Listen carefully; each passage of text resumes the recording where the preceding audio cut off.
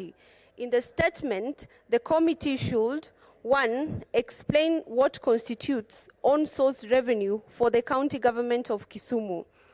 Secondly, provide a per-year schedule of on-source revenue collected vis-a-vis its expenditure by the county from the financial year 2013 to 2014 to 2022-2023. Thirdly, explain the system of collection of on-source revenue put in place by the county government, indicating any inefficiencies observed so far.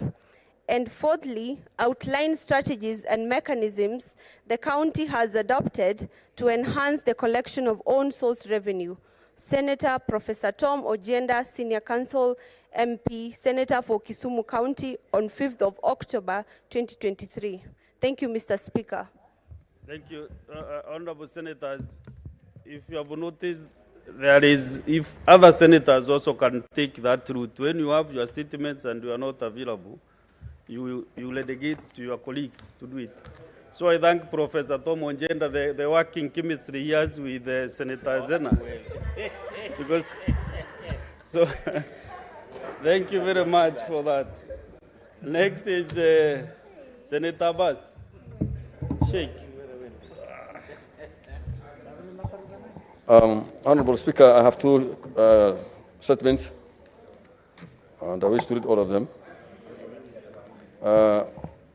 Mr. Speaker, sir, I rise pursuant to Standing Order 53.1 to seek a statement from the Standing Committee of Agriculture and Livestock and Fisheries regarding the state of livestock sector in Kenya. In the statement, the committee should indicate the contribution of the livestock sector to the national gross domestic product, GDP. 2, indicate the budgetary allocations for the sector in the current financial year, indicating whether it is commensurate to its GDP contribution. 3, inform the Senate of the actions of the government has taken to address the budgetary challenges faced by the livestock sector.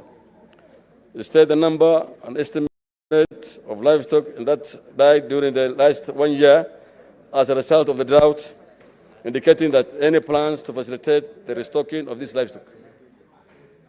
Outline measures put in place by the government to mitigate the effects of drought on livestock to promote and market livestock products.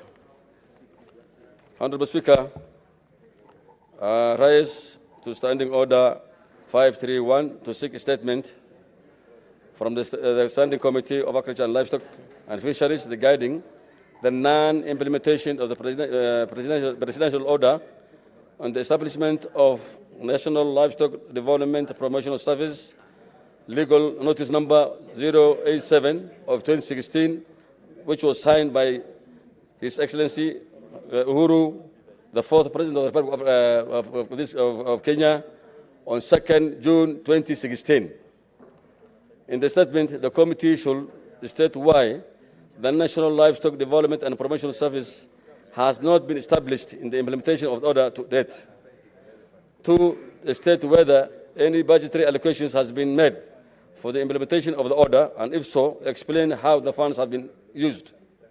3, report on any consultations made and undertaken by the government with the key stakeholders in the livestock sector on the implementation of the order, stating the key concerns raised.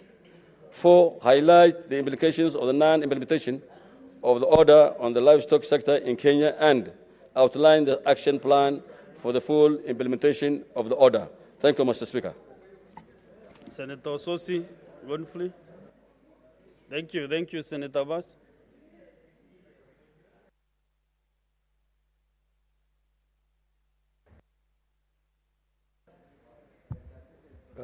Statement on recruitment in public service and their representation of Kenya's diversity.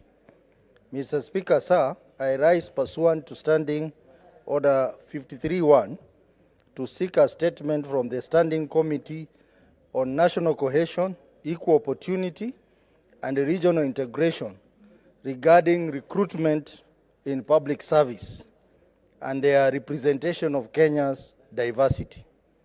In the statement, the committee should, 1, table a comprehensive report on the number of recruitments done by the Public Service Commission of Kenya and all parastatals over the past 1 year, indicating the positions filled and the criteria used for candidate selection.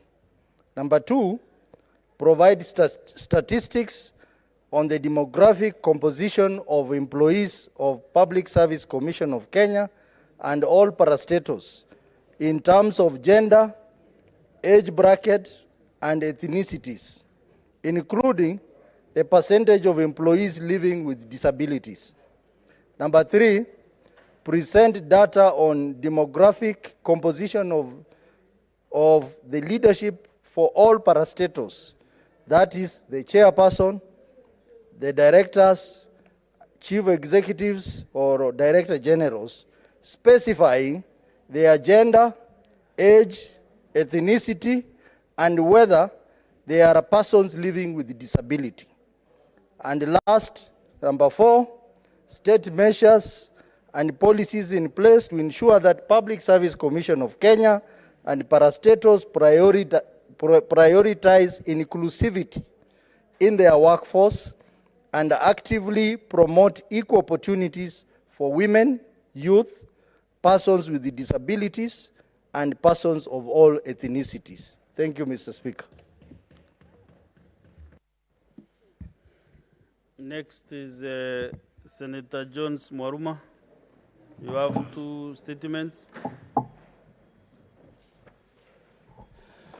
Yeah, thank you, Mr. Speaker, for this opportunity to request for a statement on the operations of the Kenya National Library Services. Mr. Speaker, I rise pursuant to Standing Order 53-1 to request a statement from the Standing Committee on Information, Communication of the Kenya National Library Services. In the statement, the committee should, 1, enumerate the movable and immovable assets owned by the Kenya National Library Services, detailing their specific locations across counties and sub-counties. 2, list assets and their particulars transferred since the devolution of library services to county governments.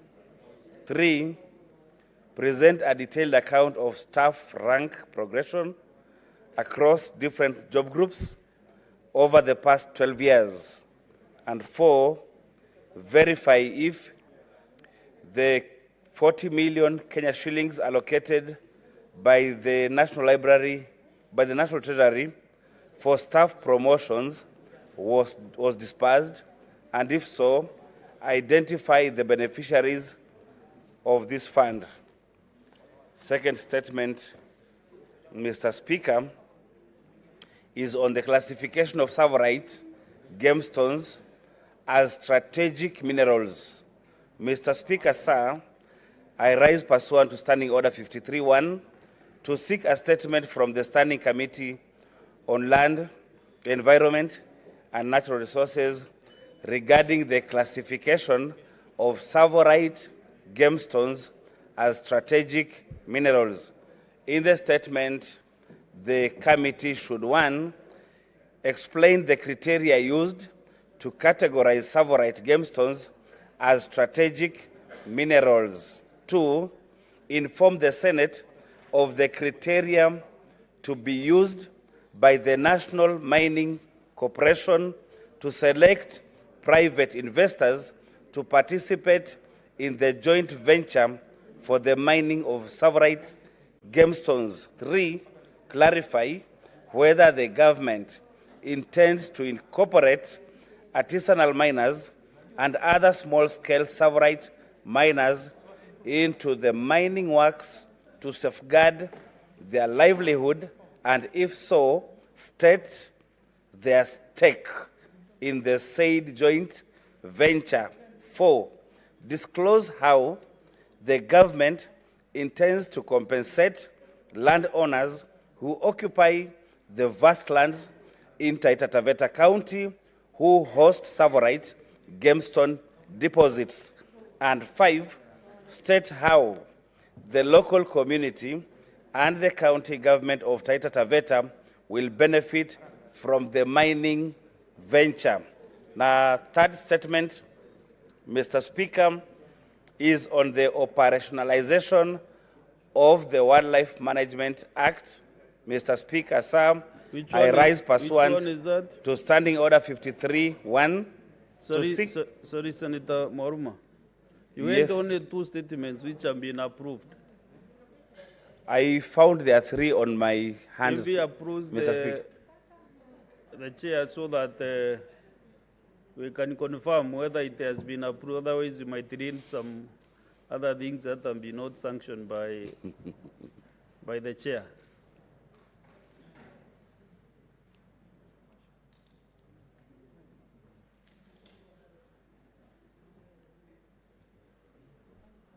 Proceed. Thank you, Mr. Speaker. Mr. Speaker, sir, I rise pursuant to Standing Order 53-1 to seek a statement from the Standing Committee on Land, Environment and Natural Resources regarding the operationalization of the Wildlife Management Act. In the statement, the committee should, 1, clarify which Wildlife Management Act is currently in use, stating whether Kenyans are aware that the Wildlife Act of 2018 was declared unconstitutional. 2, explain the criteria used in appointing county commissioners as chairpersons of the Wildlife Compensation Committee, despite the Wildlife Act of 2013 requiring wildlife experts to be appointed in this role. 3, table a list of victims affected by human-wildlife conflicts in Taita Taveta County from 2013 to date, detailing the nature of their claims and the status of their payments. And 4, provide reasons for both the delayed payments of compensation to claimants and the instances where they receive only partial payments from the awarded amount. I thank you, Mr. Speaker. Senator Mudigi Alexander.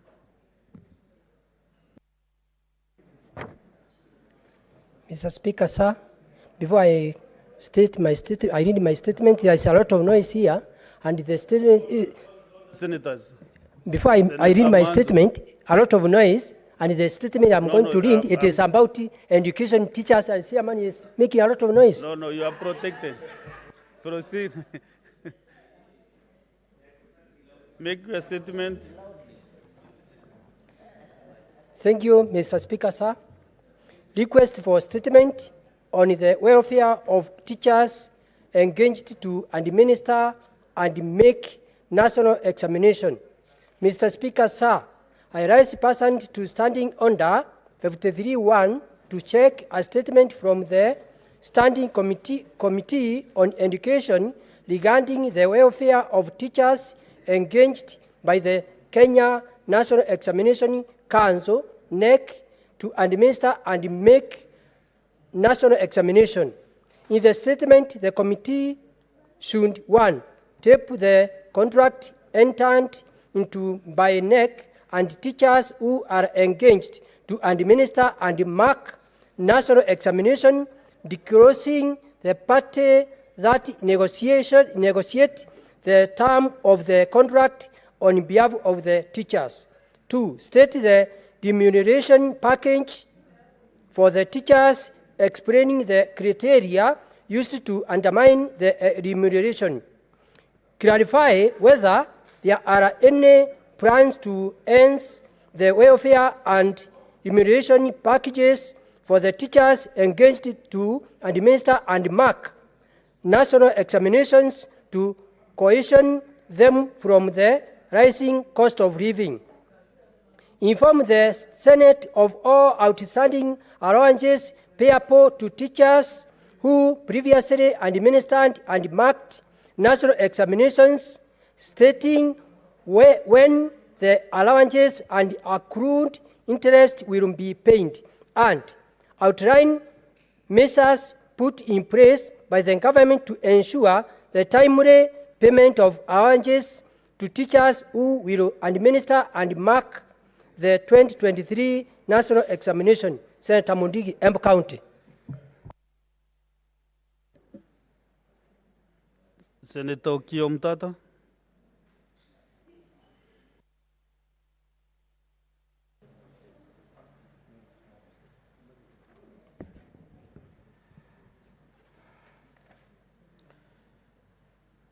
Mr. Speaker, sir, I rise pursuant to Standing Order 53, Clause 1, to seek a statement from the Standing Committee on Education regarding the failure by the Ministry of Education to harmonize the issuance of scholarships nationwide. In the statement, the committee should, 1, state the reasons for failure by the Ministry of Education to harmonize the issuance of scholarships and bursaries nationwide.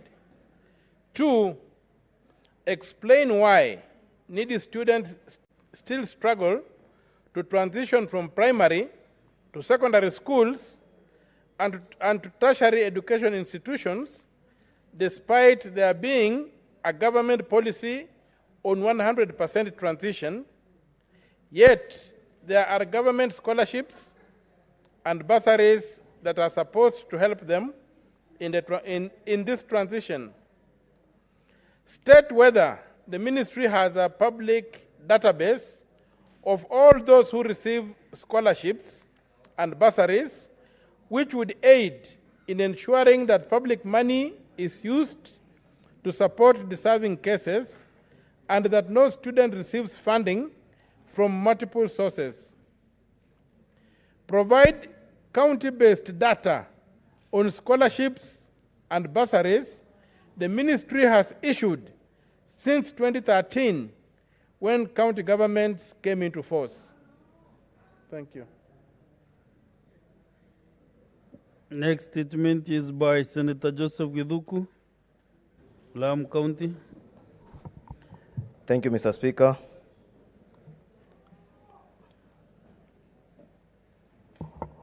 Mr. Speaker, sir, I rise pursuant to Standing Order 53-1 to seek a statement from the Standing Committee on Road, Transport and Housing regarding the open mines left by the contractor for the Gariseni Lam Road construction project. In the statement, the committee should, 1, outline the step taken by the government to ensure the open mines left by the contractor for the Gariseni Lam Road construction projects are refilled, noting that they continue to pose safety risk on human and animals. Number 2, indicate the timelines of the rehabilitation of the open mines to address the safety concern. And number 3, provide details of the contractual obligation and oversight mechanism in place to ensure that the contractor are held accountable for restoring land used in any road construction. Statement number 2, it is on the status of NHIF cover rolled out by the county government of Lamu. Mr. Speaker, sir, I rise pursuant to Standing Order 53-1 to seek a statement from the Standing Committee on Health regarding the rollout of NHIF cover by the county government of Lamu. In the statement, the committee should indicate whether there has been a change in policy necessitating the registration of all persons previously registered for the NHIF cover in Lamu, stating whether public participation was conducted. Number 2, disclose the total expenditure vis-a-vis the allocated funds per family for the NHIF cover.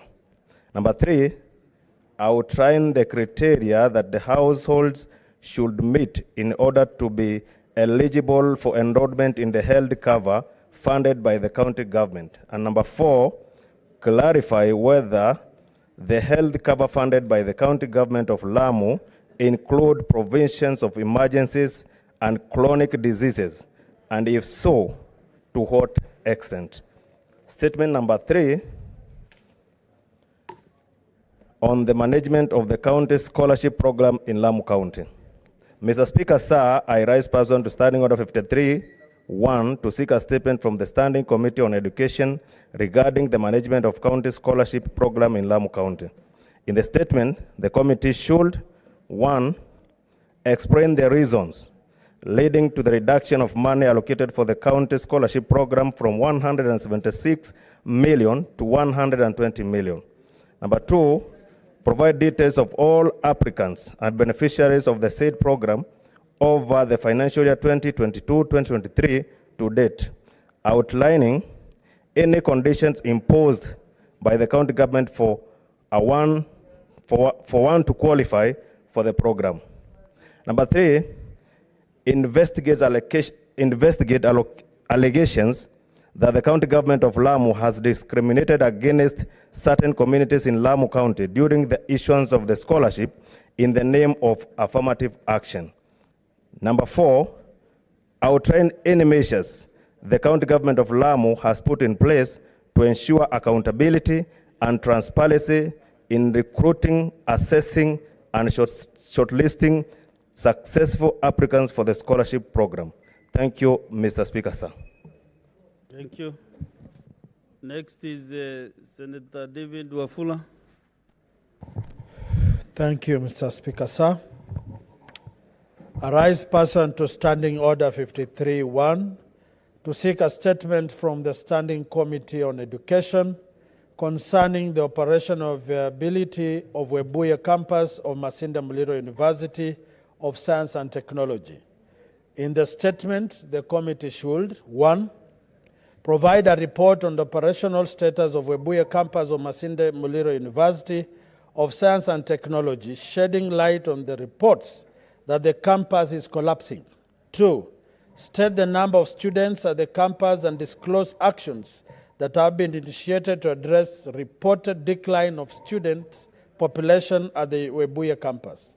3, state the criteria used by the government during this academic year student admission process, noting that Webuye campus of Masinde Muliro University of Science and Technology was not allocated any student admission slots, and 4, elucidate on the status and plans relating to the land in Webuye that was acquired with the aim of expanding the campus. Senator Wafula Wakoli, MP, Senator Bungoma. Thank you, Senator Sige Christo.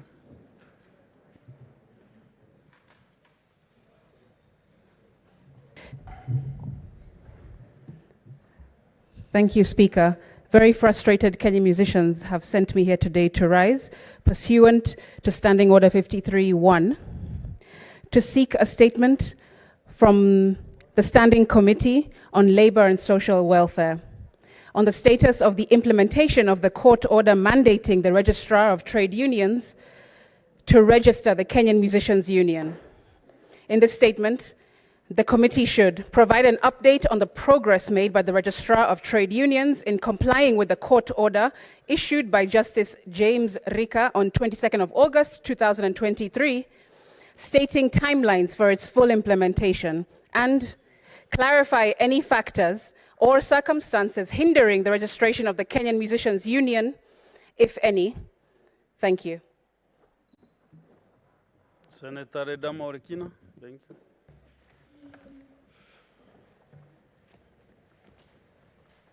Thank you, Mr. Speaker. Mr. Speaker, I rise pursuant to Standing Order number 53-1 to seek a statement from the Standing Committee on Labor and Social Welfare regarding the non-remittance of death and disability benefits to public servants, public service employees in compliance with Section 6, 4, and 30 of the Public Service Superannuation Scheme Act of 2012 for the members of the scheme.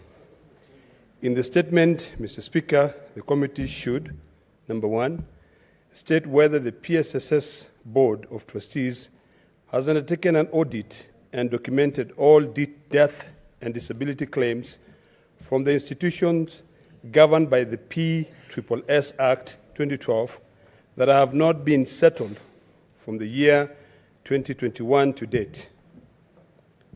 Number 2, provide details on whether the nominated beneficiaries or executors or rightful owners have received the death in service disability benefit in line with this act. Number 3, state when the next of kin of the 4,094 teachers, and I'm happy that Senator Mundigi was raising a concern about teachers, that died since the year 2016, and the over 30,000 recorded occupational illnesses and injuries would be paid their benefit. Number 4, provide details on when further disciplined services like NPS, Kenya prisons, will be fully compensated, noting that there exist over 1,000 outstanding death and disability claims pertaining to period from 2016 to 2018. Number 5, give details on why the National Police Service and the Kenya Prison Service were provided with only 1 year benefit by the National Health Insurance Fund as an insurer, as opposed to 5 years life and death disability as per the PSSS Act of 2012. Number 6, state whether the judiciary has procured the insurance benefit for their staff in line with this act.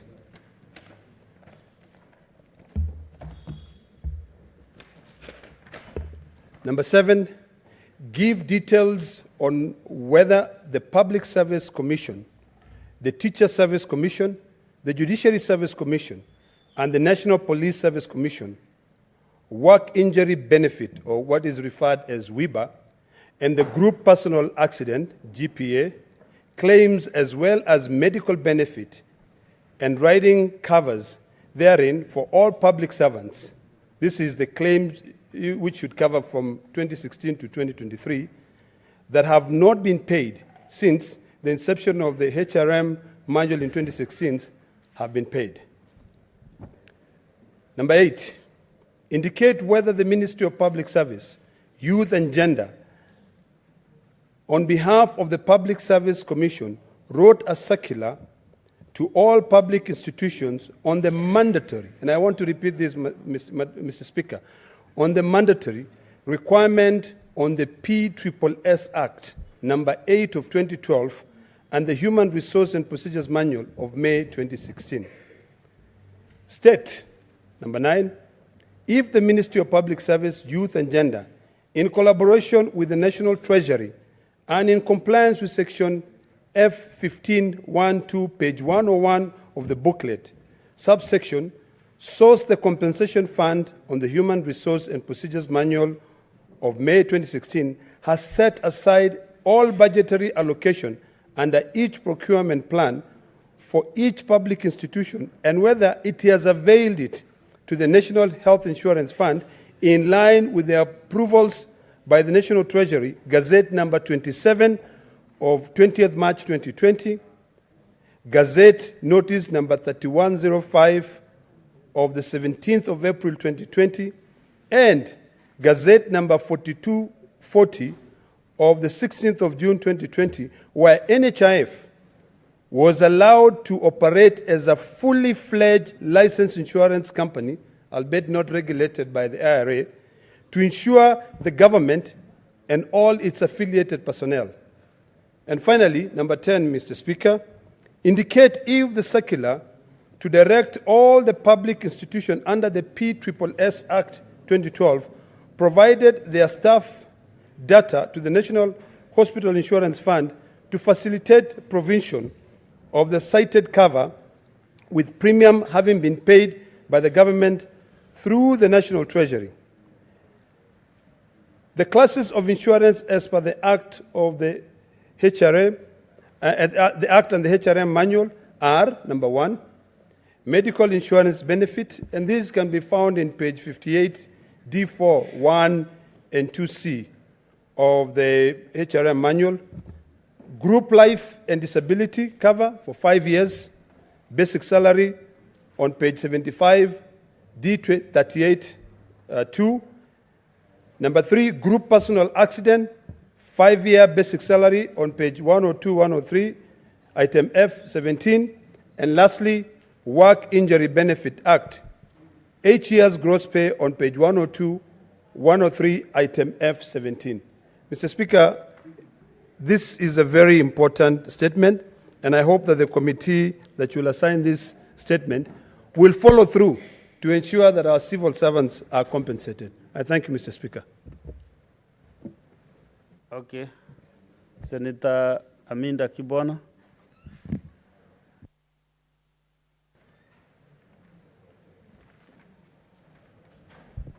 Thank you, Mr. Speaker. My statement is on ongoing demolitions and report on illegal land grabbing of Athi River Mavoko constituency. Mr. Speaker, sir, I rise pursuant to Standing Order 53.1 to seek a statement from the Standing Committee on Land, Environment and Natural Resources on the ongoing demolitions and reports of illegal land grabbing of LR number 7815/1, 10424, 10425, 8784/4, and 8786 in Athi River, Mavoko constituency, said to belong to the East African Portland Cement Company. In the statement, the committee should verify land transactions involving the disputed parcels LR number 7815/1, 10424, 10425, 8784/4, and 8786 in Athi River Mavoko constituency to establish the rightful owners and address the claims of illegal occupation. Number 2, disclose the role played by the Ministry of Lands, Public Works, Housing and Urban Development and the National Land Commission in the alleged irregular in the land documents issued, stating whether a forensic audit to establish the extent of corruption and land grabbing can be initiated. Number 3, undertake a visit of the land and establish whether the government intends to compensate individuals holding title deeds issued by the ministry whose properties were demolished. Number 4, state the process undertaken by county governments when approving architectural and structural drawings prior to commencement of developments, disclosing how the building plans for the infrastructure development on the land came to be approved. Number 5, provide an assurance that buyers of land can trust the accuracy of land title searches and the authenticity of title deeds issued by the Ministry of Lands, Public Works, Housing and Urban Development. And number 6, recommend legal and regulatory reforms to prevent such land disputes and loss of investments by innocent Kenyans. Mr. Speaker, I thank you. Thank you. Last but not the least, Senator Chalgei Samson. Thank you, Mr. Speaker, and I urge my colleague to listen to this statement keenly. Mr. Speaker, sir, request for statement on interdiction of teachers seeking to be transferred from Northeastern region over alleged insecurity in line with the localization policy. Mr. Speaker, sir, I rise pursuant to Standing Order 53.1 to seek a statement from the Committee on Education on the interdiction of teachers seeking to be transferred from Northeastern region in line with the TSC teacher delocalization policy allegedly due to insecurity. In the statement, Mr. Speaker, sir, the committee should one, not community, 1, give the status of implementation of teachers delocalization policy, specifically for teachers who have sought to be transferred to their home counties from Northeastern region, stating the number of requests pending approval and when these requests will be finalized. So, Speaker, sir, number 2, explain why the Teachers Service Commission resolved to interdict teachers who requested to be transferred pursuant to the delocalization policy, despite the concerns and the hostility the said teachers face in their workstations. Number 3, Mr. Speaker, sir, outline any actions the Teacher Service Commission has taken to address the security concerns expressed by non-local teachers, as evidenced by rising incidences of attacks and hostilities exhibited against the said teachers in their current duty stations. Number 4, Mr. Speaker, sir, state any plans in place to secure the upcoming national examinations and teachers with specific focus on the distribution and administrating of the said examination in these potentially insecure regions. And finally, Mr. Speaker, sir, state the reasons for the inordinate delay in the approval by the Teacher Service Commission of requests from teachers wishing to be transferred despite having complied with all the requirements, noting that the said regions were offered an opportunity to employ teachers from the local communities. And Mr. Speaker, I can say you cannot, the right to life is very important, Mr. Speaker, and you cannot interdict teachers simply for demanding not to be, Mr. Speaker, not to be transferred. Right to life is such your statement? What is that you are telling me? Read the statement as it is. Mr. Speaker, I have finished. Thank you very much. Okay, thank you. To summarize this session on statements, I want to give at least 2 senators to make comments on generally on all the statements, and not on the statement that you have made. Senator Manzo Daniel. Thank you, Mr. Speaker. Mr. Speaker, I rise to comment on the just concluded statement by Honorable Cheragai and the one for Amida Ali, that under the law of employment, you cannot interdict someone when they seek to be transferred, which is a procedural way, and you have to be given an opportunity to be heard. So I think Teacher Service Commission really needs to relook at this, so that teachers who have been interdicted for requesting, one, to save their lives or to join their families, and I have given good reason that they should be given back their jobs. And secondly, Mr. Speaker, about demolitions. This country has a policy that before you do demolitions, you make a consultation with the local leadership, and it has been so proposed by the Deputy President. And again also, the law is very clear on technicalities after the new constitution, that you cannot dismiss any case now in Kenya purely on technicalities. Therefore, Mr. Speaker, on demolitions, and when and the suffering of people and the destruction of property, Mr. Speaker, of which if there is an appeal or there is a following case or something is proven wrong, Mr. Speaker, then the damage becomes too much for the government, yet that action has been taken by people even without proper consultation or instructions from their respective ministries. Mr. Speaker, finally, the issue of revocation of title deeds. There is only one National Land Commission which can do so upon public participation, and or if a fraud or a crime has been proven. And also, you can the rest of the titles are under the trusteeship of the counties. The national government has no, under the current law, the national government has no mandate to deal with any title in any way other than the National Land Commission or the counties. I thank you, Mr. Speaker, for the opportunity. I support all the statements posted by members today. Thank you. Honorable Senators, these statements, if you need to make a comment, is just 2 minutes. You don't need a lot of time like it's a debate time. 2 minutes just to make your comment. Senator David Wakoli, Wafula. Asante Mheshimiwa Spika kwa nafasi hii. Kwanza ningeanza kwa kuzungumzia hoja ama jibu ambalo tunalitafuta kuhusiana na uhamisho ama kufutwa kazi kwa walimu ambao walikuwa naomba uhamisho kwenda katika maeneo ambayo yana usalama na ambayo kazi yao itashukuriwa na serikali. ni kinyume cha matarajio, Mheshimiwa Spika, kwa sababu tume ya uajiri walimu huandika walimu kazi na haiwaandiki maafisa wa polisi ama vikosi vya vigilante kazi ya kudhibiti usalama katika maeneo hayo.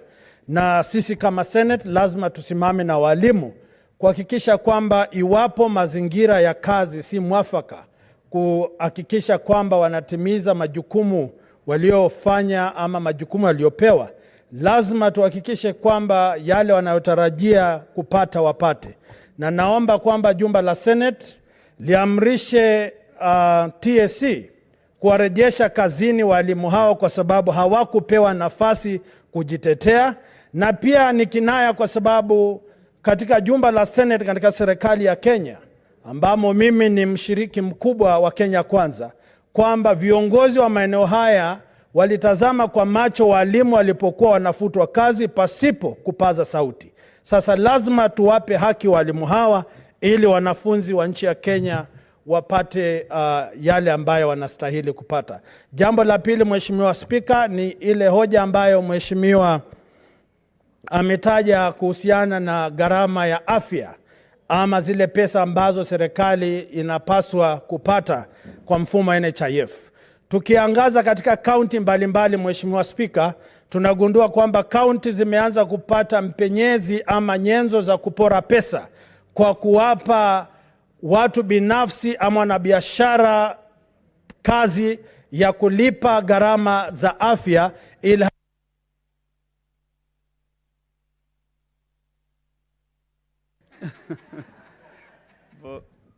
Senator Olekina Redama. Mr. Speaker, I rise to support the statement by Senator Hamida on this really inhumane act of vandalism. You know, the residents of Mavoko municipality who are evicted from their homes, and yet we have a defined process, a system where you think it's a due process of the law, where you get a title. A title guarantees you ownership of that property. You are given land. You know, historically, Mr. Speaker, an allotment letter will guarantee you, if you go to Narok, Kajiado, and most counties, you'll find that people, for them to prove that they have land, they will give you an allotment letter. But now it seems like we have different jurisdictions. The court comes out and come up with a ruling that says an allotment letter is not a valid title, or it is not proof that you own that piece of land. Then what is it? I think it is about time that we care about Kenyans. You know, Mheshimiwa William RUTO alisema said that no one will ever be kicked out of their land. They will negotiate with the landowners. So if this land belongs to the government, because Senator Hamida has made it very clear, the people of Machakos are Kenyans. If this land belongs to the government, as they are saying, or belong to East African Portland, why could they not go and negotiate with them? Why? Why are we applying selective amnesia? I think it's about time that the Lands Department of this country and also the Committee on Lands take this matter seriously. Those people of Machakos County are human beings. If that land was now determined completely that belongs to East African Portland, then they're given some time to relocate and to be able to be given a time to appeal. And what was so ironical, Mr. Speaker, which really shocks a lot of people, is that the next day, after those houses were demolished, there was an advertisement of sale of that land. Shame on them. You know, these are Kenyans. And if we don't stand strong and fight for our Kenyans, we might as well fold and go home. Thank you, Mr. Speaker. Let us hear the chair, Lance. Honorable Speaker, I rise to make my comments on the statement sought by Senator Samson Cherargei on the interdiction of teachers who sought transfers from Northeastern region. Honorable Speaker, just as it is in the substance of this particular statement, every Kenyan or every person has a right to a good working environment, Honorable Speaker. And the reasons why transfer are allowed, and it is not illegal to seek for a transfer, Honorable Speaker, is if the conditions under which you are working are not very favorable, Honorable Speaker. So you cannot punish somebody, Honorable Speaker, because they have sought a transfer and because they feel that the conditions that they are working at are not very favorable, Honorable Speaker. More to it, Honorable Speaker, a teacher is a person that has been tasked with the responsibility of ensuring that we get a good generation in the coming days, Honorable Speaker. We entrust our children with the teachers, Honorable Speaker. So if the person that has been entrusted to taking care of our kids is not comfortable wherever they are working, Honorable Speaker, it is then very ridiculous that we would sack that person just because he or she sought to move to a place that they feel that the working conditions are better, Honorable Speaker. So I actually implore on the Committee on Education that is led by the Senator for Muranga, Honorable Speaker, to ensure that they unearth and get justice for these particular teachers, Honorable Speaker. It was very inhumane, Honorable Speaker, that when they went to TSC to get answers to these particular questions, Honorable Speaker, they were tear gassed by policemen, Honorable Speaker. I don't think that that is what we should be able to do with such an integral part of our workforce, Honorable Speaker, as the teachers, Honorable Speaker. Senator Wamatinga Wahome. Thank you very much, Mr. Speaker. I like to support this, the statement on the demolition of the quotas in Mavoko. Mr. Speaker, sir, it is indeed very, very sad that in the 21st century, where we are in digital era, where people are issued with title deeds, which is equivalent to legal tender, that someone would be able to issue title deed in a country where we have DCI, in a country where we have functional systems, in a country where the banks even would give people money to construct houses, in a country where county governments will give licenses to construct and lay levies on the construction, and yes, Mr. Speaker, sir, they would come and demolish the houses. Mr. Speaker, sir, it is indeed very, very sad that you'll conduct a search from the Office of Registrar. You'll be given a clean bill of health. You have no other resort than to assume that the land is clean. Only for you, Mr. Speaker, sir, to be told that the title deed was illegally allocated. Mr. Speaker, sir, we must as a government, we must as a house, and we must as elected leadership, we must stand up and put measures and framework in place to ensure that there is no person in this country who will lose money in the hands of unscrupulous business people who collaborate with government officials to defraud Kenyans of their money. Mr. Speaker, sir, it does not matter which side of the government or the political divide we are in. We are all Kenyans, and we must stand up to count that Kenyans cannot continue losing money year in, year out, Mr. Speaker, sir. In this time and age of digitalization, we will demand that the registrar of land, Mr. Speaker, sir, ascertain that all title deeds that held by Kenyans are indeed issued by the government, and therefore they are legal tenders and varied, and nobody is going to lose money, Mr. Speaker. As I sit down, Mr. Speaker, sir,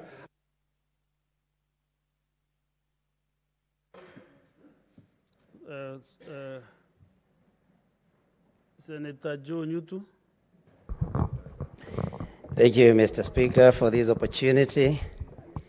Mr. Speaker, I do not want to make much contribution about the statements sought relating to teachers and their welfare, Mr. Speaker, because by so doing, I could be prejudiced because we are supposed to deal with this matter at Education Committee. But, Mr. Speaker, let me say, relating to the statement sought by Senator Cheralgei, that it is evil, it's immoral, Mr. Speaker, for a teacher to be interdicted because they were not able to survive in a place that is prone to insecurity, Mr. Speaker. So I do not want to go into the nitty-gritties about the same because this will be explained at the committee level, Mr. Speaker, by TSC. But allow me to comment on the statement sought by Senator Hamida relating to evictions and demolitions in Machakos, Mr. Speaker. We all condemn any inhuman demolitions, Mr. Speaker. But then, as leaders, we must also take responsibility. The county governments are charged with the responsibility of approving building plans, Mr. Speaker. They should be going round through the necessary, the relevant departments and seeing the developments made, Mr. Speaker. It was very sad for me to see the governor for Machakos crying, Mr. Speaker. Well, this is the same person that was supposed to see that things were going wrong, even as these buildings were being put up. And these residents should have been advised, Mr. Speaker, by the county government of Machakos, that what was happening, that these land...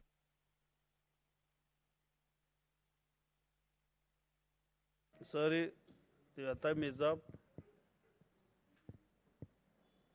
Senator Mudigi Alexander. Asante Bwana Spika. Nashukuru kwa sababu leo kumesomwa statement nyingi sana na kamati nyingi, wenyekiti walikuwa hapa, haswa mwenyekiti wa elimu na wale wengine. Na pia leo statement zile zimesomwa nyingi zilikuwa ya elimu karibu 5. Inakuwa ni maajabu mwalimu bila elimu katika nchi yetu ya Kenya ama nchi nyingi, mambo ya elimu haiwezi kuendelea vizuri, kwa sababu unakuta mtu amesaliwa kwa kipindi ya miaka 8 anaanza kufundishwa. Kama kuna mtu anafanya kazi nzuri, ni mtu anaitwa mwalimu, ni wa primary, ni wa secondary, ni wa aina gani, hata kama anafunza upande gani. Kwa hiyo naomba kutoka leo mwenyekiti wa elimu uende uangalie kwa nini kila wakati yote watu wanaelimika juu ya elimu. Unakuta mwalimu anafanya kazi kwa kipindi, unakuta saa nyingine hata akienda retire alipo pesa zake, unakuta hata hakuna maruvuruvu, lakini unakuta saa nyingine yeye mwenyewe anaenda hata kuangalia mtihani. Na ndio tuweze kupunguza mambo ya kuharibu mitihani ama kuwa na njia zile asifai, mpaka mwalimu mambo yake awe yakiangaliwa. Kutoka zamani kwa kila mwaka kuna elimu ya secondary na ya primary, lakini unakuta wanahamia kuharibu pesa yao. Kwa hiyo naomba wakienda kuangalia mambo ya elimu kuweze kuangaliwa vizuri, vile wataweza kuwa wakienda kufanya kuangalia mtihani waweze kulipwa pesa zao, ama walipwe mbele, ama kuwe na wanaongea na mnagani na wale watu wa neki. Kwa hiyo naomba kamati iende isunguze hiyo mambo ya walimu kabisa. Asante Bwana Spika.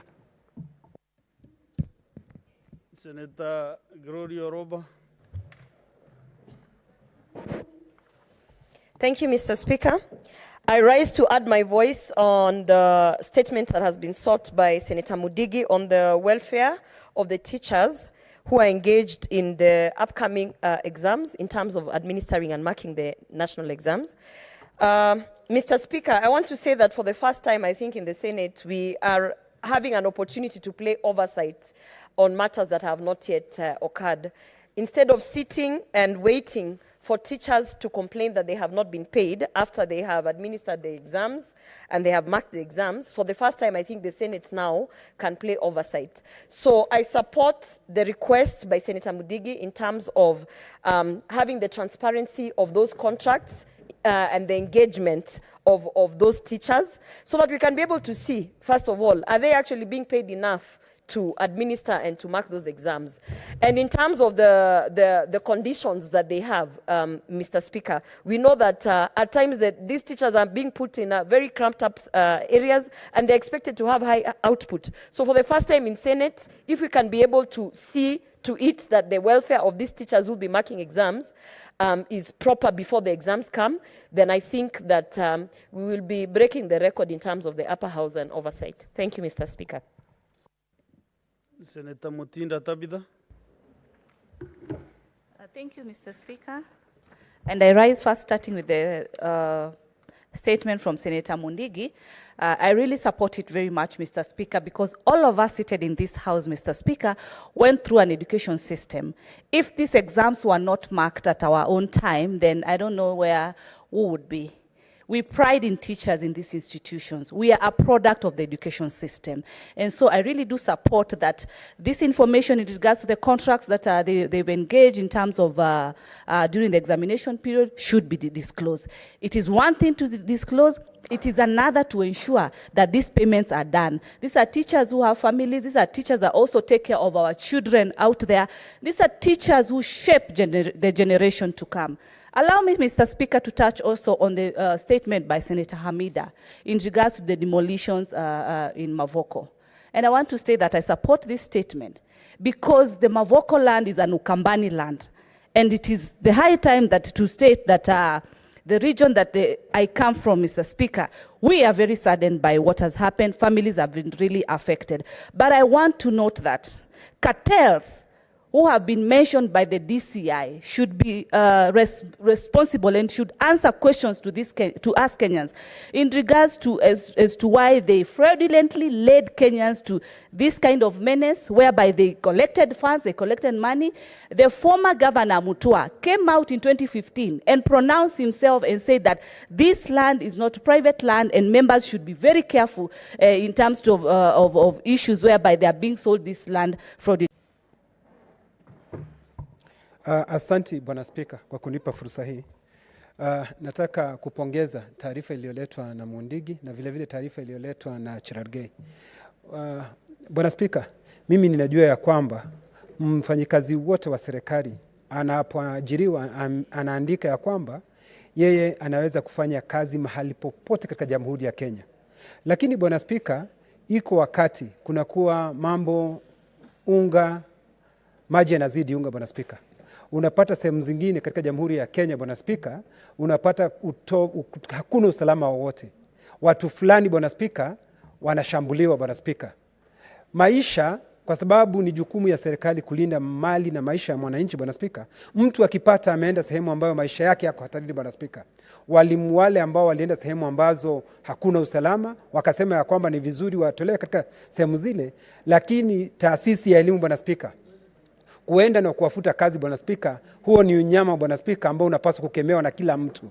Kwa hivyo walimu ni wananchi wa Kenya na wana uhuru na haki ya kufanya kazi mahali popote wanapotaka, lakini Bwana Spika, mtu hali yake kukiwa na hali hatari. Wakati huu Bwana Spika tunapoongea, tunaambiwa kuna El Nino. Watu wanaambiwa wahame waende katika sehemu ambazo ziko juu. Usipoenda sehemu hizo basi utabaki kuangamia. Vile vile hata wale walimu Bwana Spika wakiona maisha yako katika hatari wanapaswa kuambia serikali, na ni vizuri waondolewe katika zile sehemu kwa sababu kulijulikana kuna watu fulani ambao walisemekana hapaswi kuwa katika zile sehemu. Bwana Spika, Mundigi amesema vizuri walimu nao ambao wanashughulikia mambo ya mitihani. Bwana Spika, wale ni walimu wanafanya kazi ambayo ni nzuri sana. Wanaangalia mitihani ya vile wanafunzi walivyofanya. Bwana Spika, wasipoangaliwa vizuri, tunaweza tukajipata wanafunzi wanapata alama ambazo sizo zao kwa sababu wote walimu ambao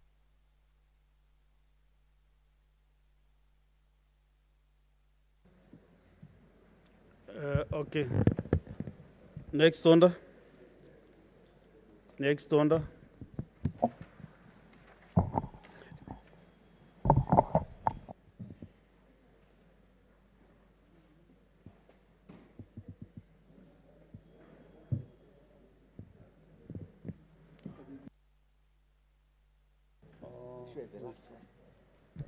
There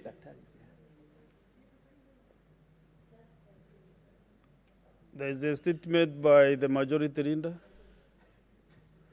majority whip.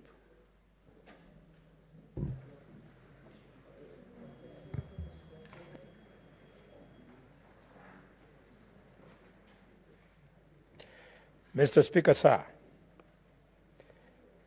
pursuant to Standing Order number 57-1, I hereby present the business of the Senate for the week commencing 31st of October 2023, and as you are aware, in accordance with the Senate calendar approved on the 6th of February 2023, the Senate will proceed on a one-week recess at the rise of the House today.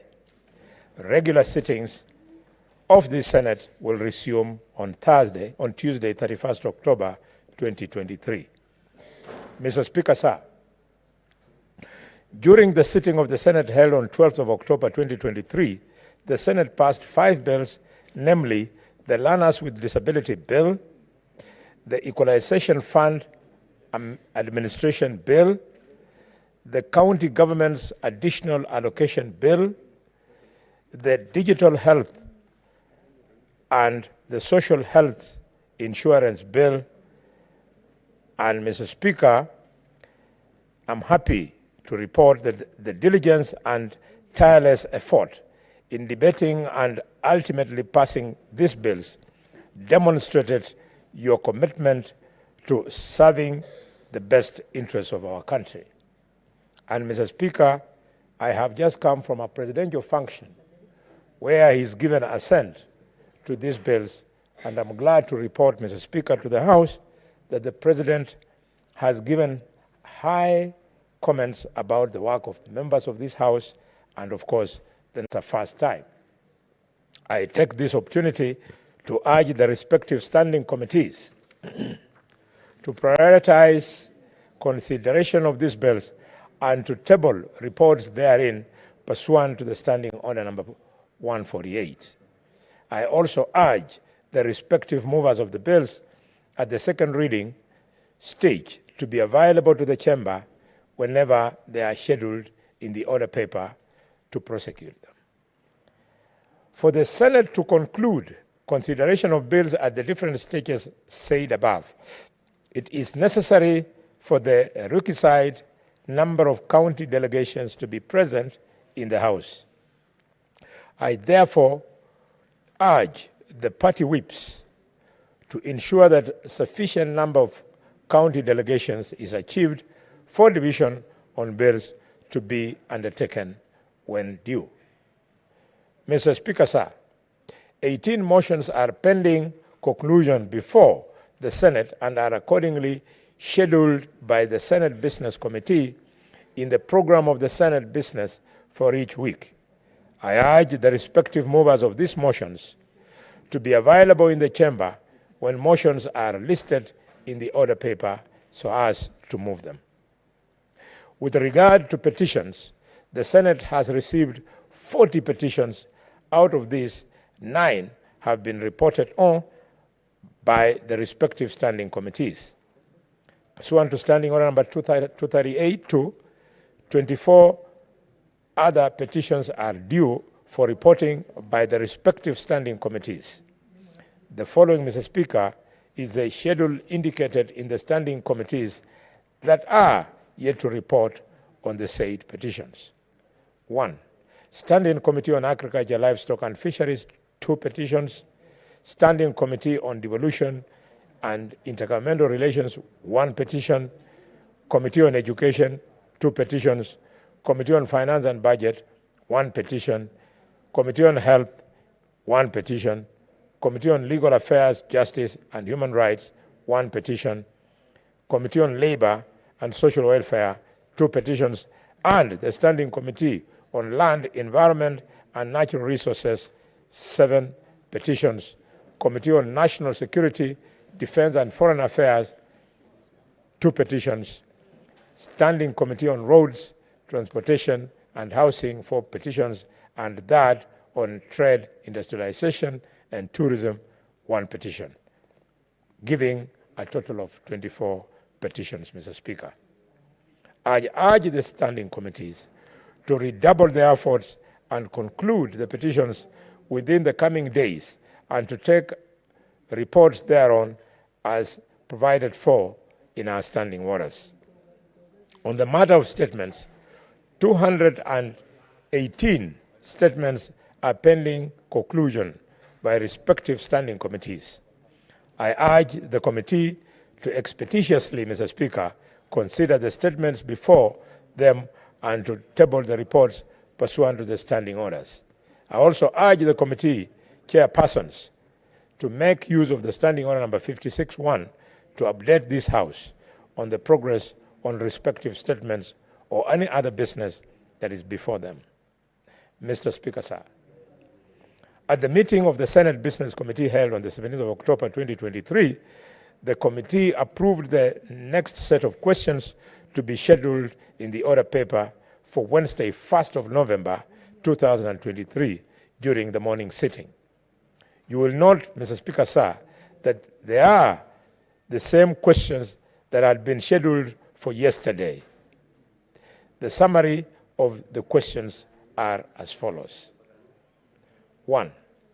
Question number 18 by Senator James Lamenen, MP, to the Office of the Prime Cabinet Secretary and Ministry of Foreign Affairs and Diaspora Affairs on the inaction of the Kenyan government to hasten the release of the Turkana pastors arrested in Uganda.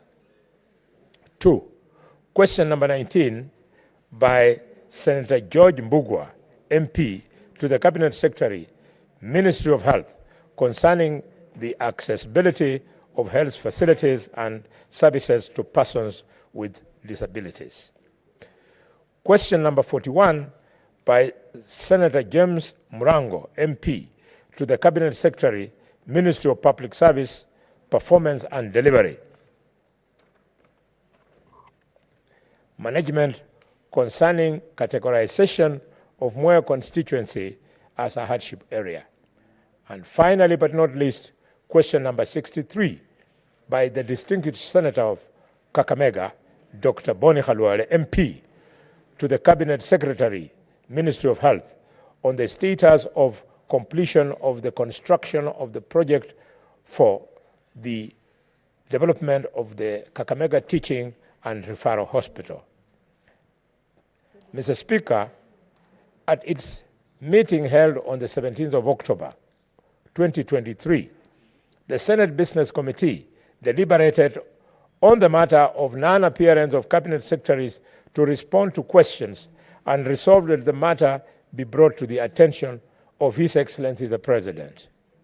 Cabinet secretaries who fail without reasonable cause to appear before the Senate will be censored pursuant to Standing Order number 51D. In the meantime, my office will continue engaging the Office of the Prime Cabinet Secretary, in whose docket Parliamentary Affairs is domiciled, to ensure that Cabinet Secretaries appear before this House when so scheduled. Mr. Speaker, sir, finally, but not least, I want to thank the Houses of Parliament for passing a resolution for the extension of the mandate of the National Dialogue Committee. As a member of the committee, I want to assure the people of Kenya that we shall work tirelessly and thereby submit a report within the extended time.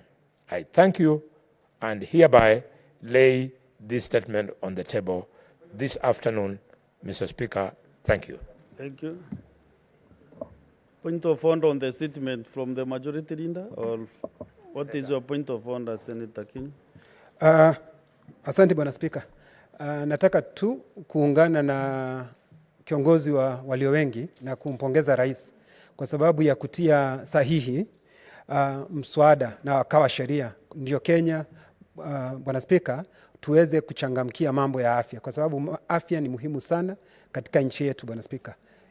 Nchi haiwezi kuendelea mbele, Bwana Spika, bila watu kuwa na afya njema. Kwa hivyo, Bwana Spika, mimi naunga mkono taarifa hiyo, Bwana Spika, na vile vile kumpongeza kiranja walio wengi Boni Khalwale kwa kazi nzuri ambayo amefanya kutuleta pamoja na kupiga kura ndio hii misaada iweze kupita. Kwa hivyo nampongeza sana kiranja walio wengi, na vile vile kiongozi wa wachache na kiongozi walio wengi Senator Aaron Cheriot. Na vile vile, Bwana Spika, nataka, kwa sababu katika taarifa ile ilisema ya kwamba kuna wenyekiti wa kamati ambao wamefanya kazi nzuri sana, kuna dua zimepelekwa pale, kuna maombi mengi, na nataka kwa hii kusema yule ambaye amechangamkia kazi yake sana ni John Methu, senator wa kutoka Nyandarua, Bwana Spika, kwa sababu mambo ya mashamba anaishughulikia vilivyo na tegemeo letu ni kwake, na vile vile viongozi wote, na anasema asante Bwana Spika, na anapongeza rais kwa kazi nzuri ambayo amefanya. Asante Bwana Spika. Bwana Kenywa, inaonekana utapata nafasi kama hiyo tena. Kama huwezi pongeza spika na yeye ndiye anafanya kazi kuliko mwingine yote, sasa wewe umekanyanga ile live wire. Next order, kindly.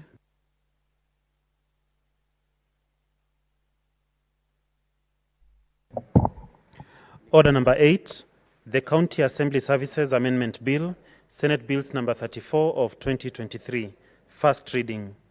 A bill for an act of parliament to amend the County Assembly Services Act and for connected purposes. Next order. Order number 9, the Real Estate Regulation Bill, Senate Bills number 35 of 2023, first reading.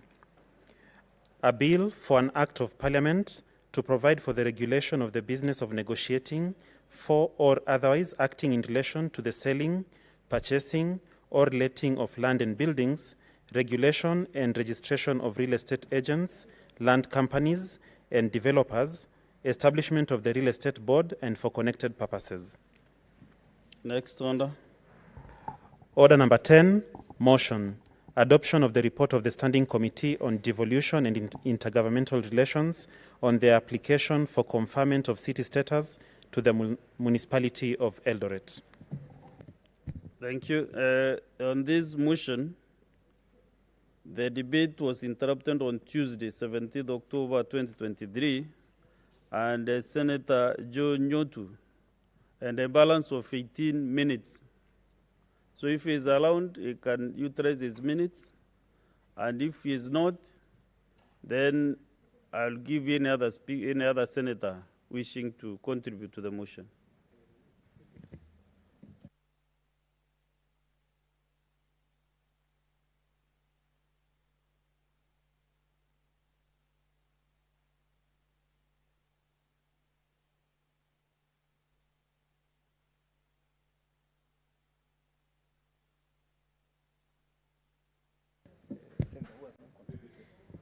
So, according to my screen here, there is no senator who is wishing to proceed and contribute. Therefore, and the mover is not around also as well. The chair devolution. So we will go to the next order. So the mover, next time, the mover will be able to get the opportunity to reply. Next order.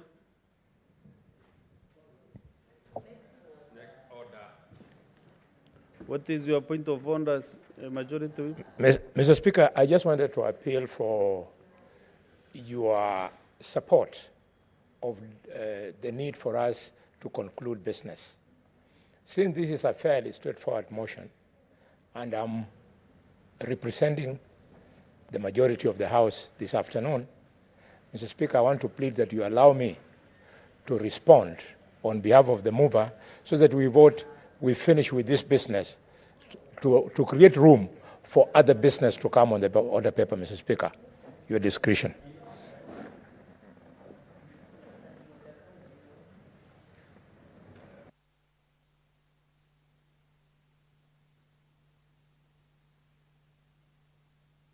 Yes. Senator Medu. Honorable Speaker, I have a lot of respect to my Majority Whip, who is our government whip. But I actually feel that, as it has been the custom here, Honorable Speaker, if the chair has not subrogated such powers to you to respond on his behalf, it will be unfair because Senator Abbas has been in this chamber as Honorable Speaker. And if he wanted any of us indeed to respond on his behalf, obviously he would have delegated. And number two, even though I know the whip knows that we are under pressure to conclude some of these businesses, ultimately I know, Honorable Speaker, this motion will require that we vote, and maybe we may not even have the requisite delegations to vote ultimately. So however much we want to fast track this particular business, Honorable Speaker, at some point I feel that we will be stuck. So I think I agree with the ruling that you've made that you allow Senator Abbas to come and reply when he is back in the chambers.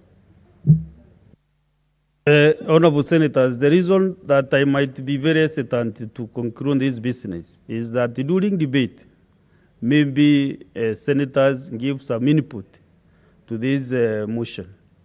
And the only custodian of whatever happened is the chair of the committee. So I think it will be very unfair if we conclude this motion without his notice, without his presence, because maybe we might benefit from the discussions that were made during the debate. So, thank you, Majority Whip.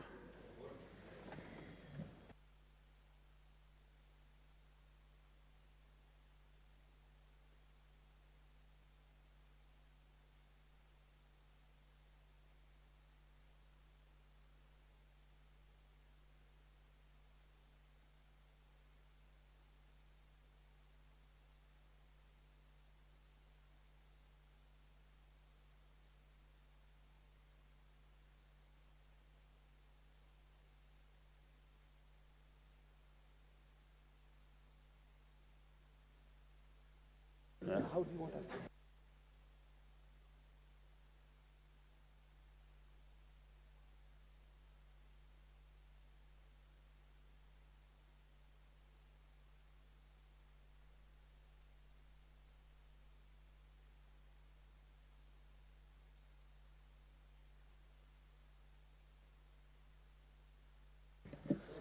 So, honorable senators,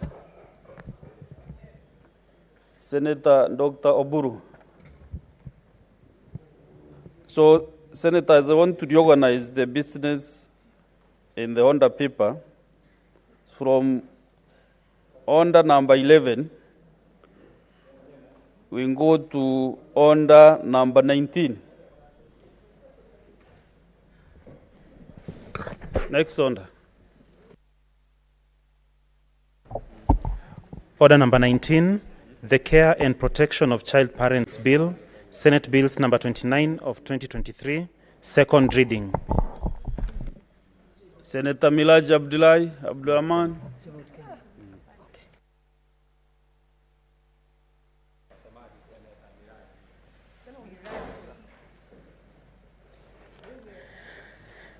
Thank you, Mr. Speaker, sir.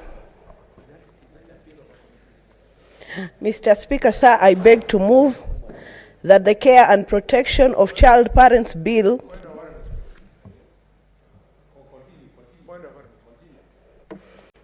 (2023) Senate Bills number 29 of 2023 be now read a second time. Mr. Speaker, sir. Majority Whip, what is your problem today? You know, you have just said you were in a presidential function. Yes. You are still excited to be the president. Yeah? Mr. Speaker, what is out of order again? Yeah? It's a question of procedure and practice and etiquette. It is starting to occur, Mr. Speaker, that you need to give further guidance to members of this House. Speaking from the dispatch box, he's reserved, Mr. Speaker, to the leadership of the House. It is called practice and etiquette. You can see they don't know. Mr. Speaker, can you guide the distinguished Senator Miraj? Majority Whip behind. Mr. Speaker, can you kindly request the mover of the motion to go back to her place and move the motion? Because this is the dispatch box. It is reserved. Big mistake. I'm telling you. Senator Miraj.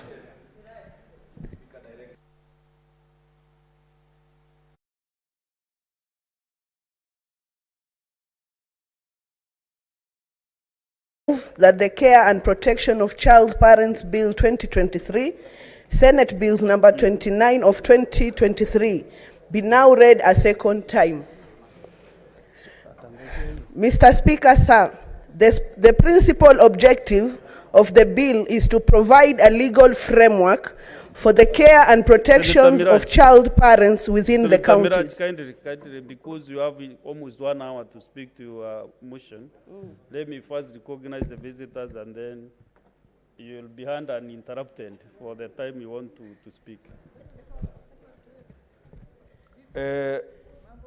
Honorable Senators, we have our visiting teachers and students from Mawingo Secondary School in Nyandarua County.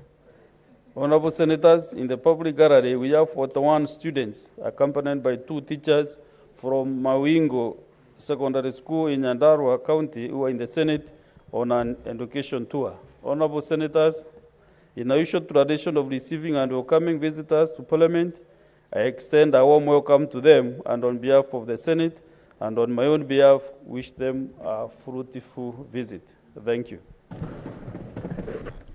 Senator Medhu John, 2 minutes to welcome the visitors from Nyandarua County.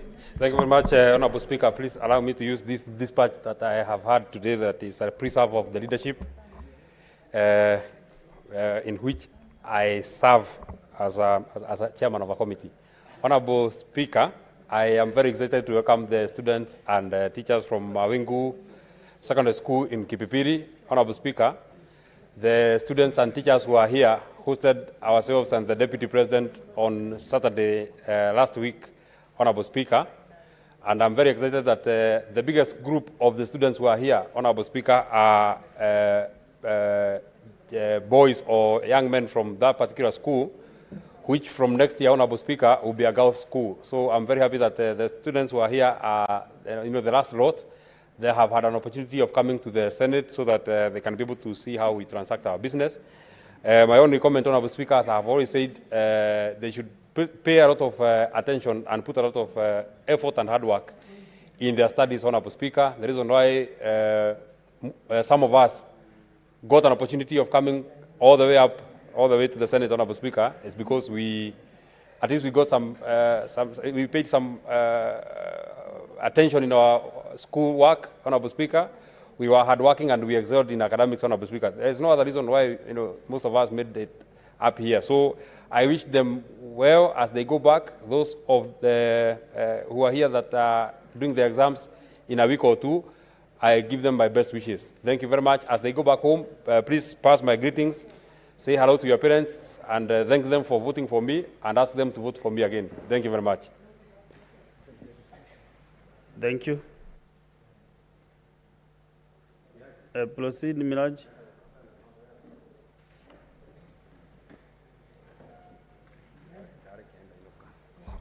Thank you, Mr. Speaker, sir. I beg to move the Care and Protection of Child Parent Bill 2023, Senate Bills number 29 of 2023, for the second time.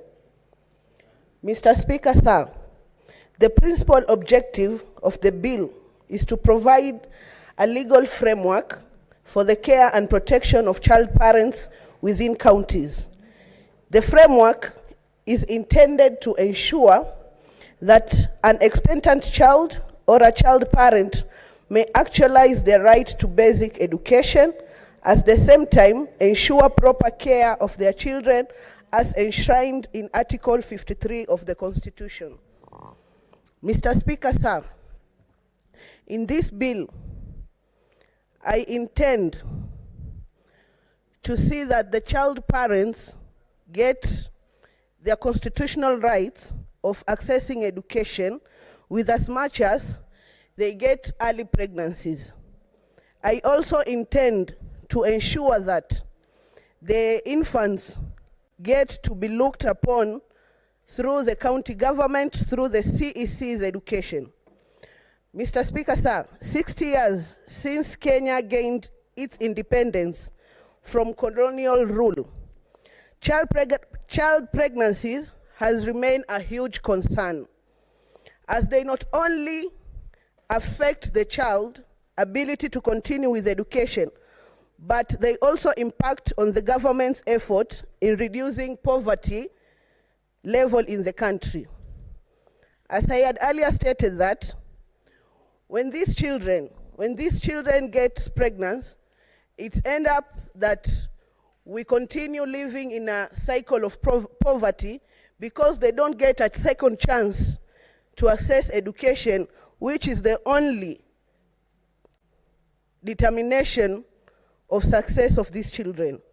Mr. Speaker, sir, the Kenya National Bureau of Statistics in Kenya Demographic and Health Survey conducted in 2022 noted that 15% of adolescent women aged between 15 and 19 years have ever been pregnant, with 12% having given birth, 1% experiencing pregnancy loss. Mr. Speaker, sir, 3% being pregnant with their first child. Kenya National Bureau of Statistics further noted that the number of teenage pregnancies is higher in rural setups, particularly in the pastoralist communities. Compared to urban areas, it is further noted that teenage pregnancies declines as the level of education rises. Further, that it is also declines as the level of household wealth increases. Mr. Speaker, sir, the Constitution of Kenya 2010, in Article 53, 1B and B, C, and D, provides for the right of a child to free and compulsory basic education, the right to basic nutrition, shelter, and health care, the right of protection from abuse,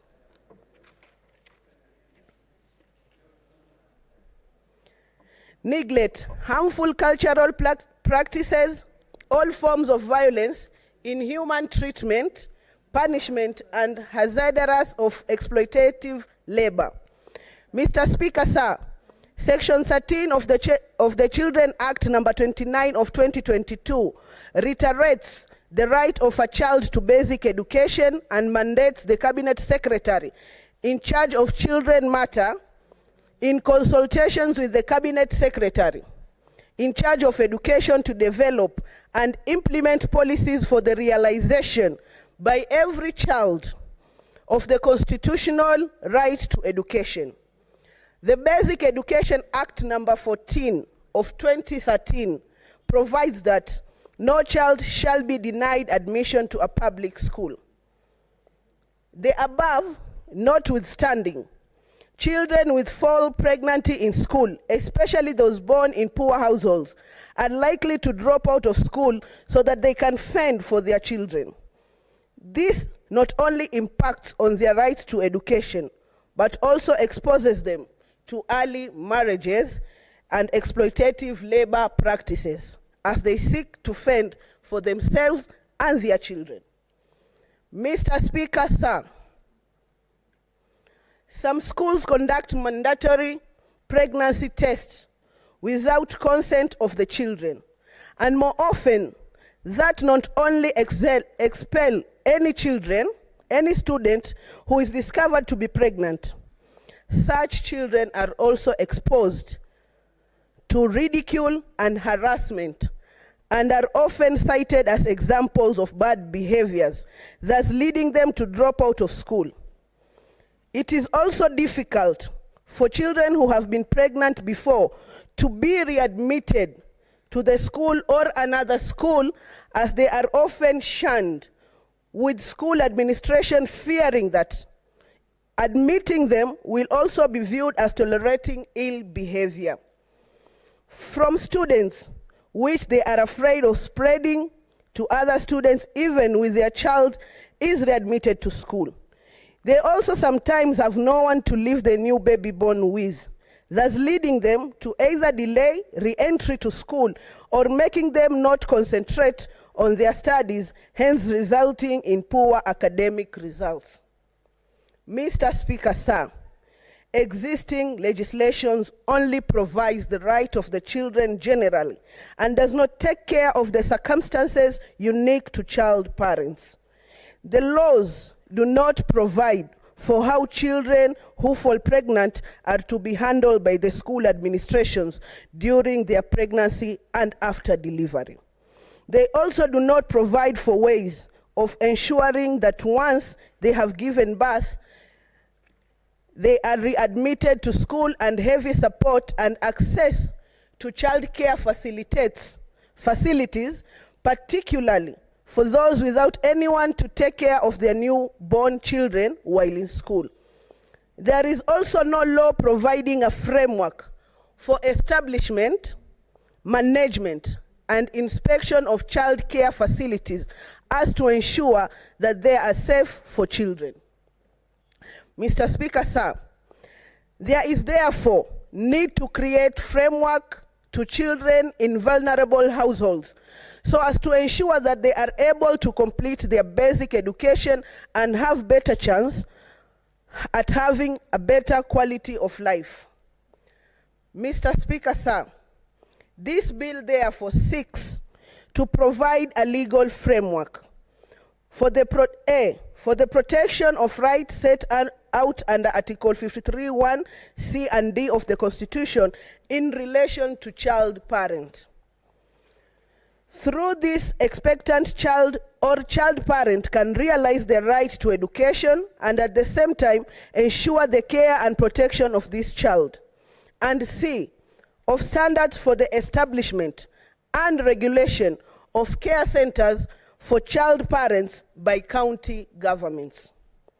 Mr. Speaker, sir, clauses 4, 5, and 6 of the bill provide the obligation of the national and county governments with respect to preventing pregnant children and child parents from dropping out of schools, as well as social assistance to such children. The two levels of government are expected to collaborate in coming up with programs for social services and child care support, as well as policies reducing school dropout rates in the area. Mr. Speaker, sir, Clause 7 of the bill for preparation of management plans by the school administrations which are aimed towards reduction of dropout rates, as well as prescribing how pregnant children and child parents will be handled within the school. Mr. Speaker, sir, Clause 8 of the bill provides the right of pregnant and parenting students, including the right to continue with their studies for as long as they are medically capable of being in school. The right to be readmitted to schools and upon delivery and weaning of the baby, and the right to access adequate prenatal and antenatal health care and counseling services. Mr. Speaker, sir, Clause 9 of the bill provides the role of county governments in reducing dropout rates, as well as ensuring that those who have dropped out are able to be readmitted to schools, and the vulnerable children who are likely to drop out of schools are catered for so that they remain in school. Mr. Speaker, sir, Clause 10 of the bill provides for school principals' role in managing teenage pregnancies in the schools. The principal is expected to inform the child's parent once there is suspicion that the child may be pregnant. Mr. Speaker, sir, Clause 11 provides for medical examination to confirm that the child is pregnant. The child cannot be compelled to undergo medical examinations, and the principal may decline to inform the child's parents of the pregnancy in case they are in danger to the child. Mr. Speaker, sir, Madam Speaker, Clause 12 and 13 provide for the pregnant child's right to receive pre- and postnatal health care and information, as well as the right to receive counseling and support services. Mr. Speaker, sir, Clause 14